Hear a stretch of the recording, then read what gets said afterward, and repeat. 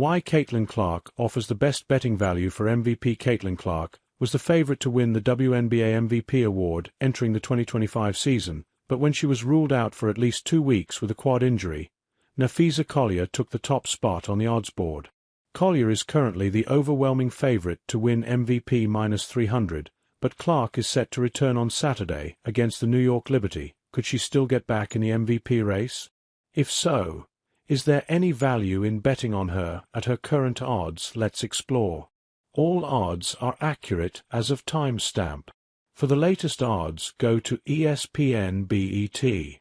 Typically, the MVP award is given to a player that maximizes the intersection between individual production and team success.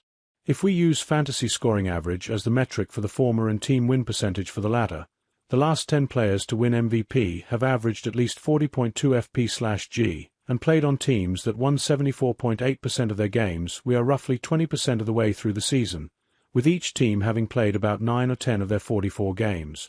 There is still plenty of time for things to change, but at present there are 4 players with a reasonable chance to fit the marks of an MVP.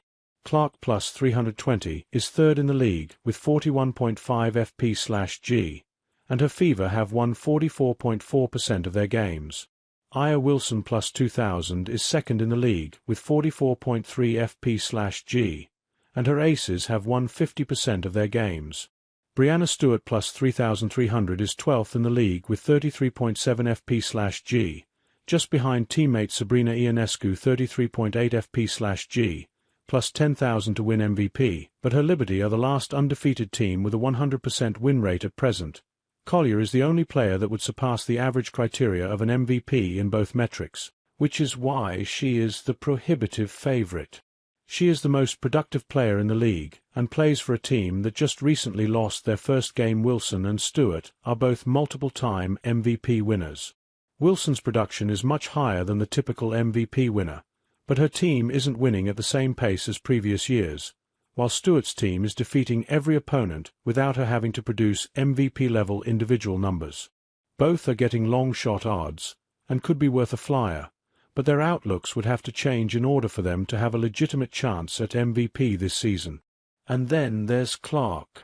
Prior to her injury, she was delivering the production of an MVP candidate.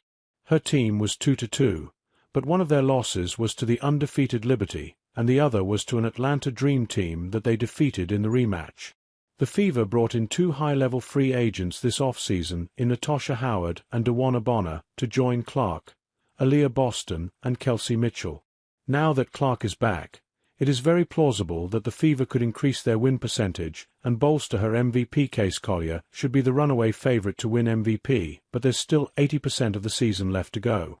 Clark is likely to only improve on her production. She averaged 43.7 FP/G over the last 28 games of her rookie season, and the Fever have the best chance among the teams with MVP candidates to improve dramatically in the short term. Clark is also the most popular player in the WNBA by a large margin, so any uptick in her production and improvement for Fever on the court will result in immediate changes to her odds in the MVP market. It's unlikely that you'll see Clark at plus 320 to win MVP again if the Fever go on a winning streak. If you believe in Clark and the Indiana Fever, there's no better time to bet on the superstar guard to win MVP than right now.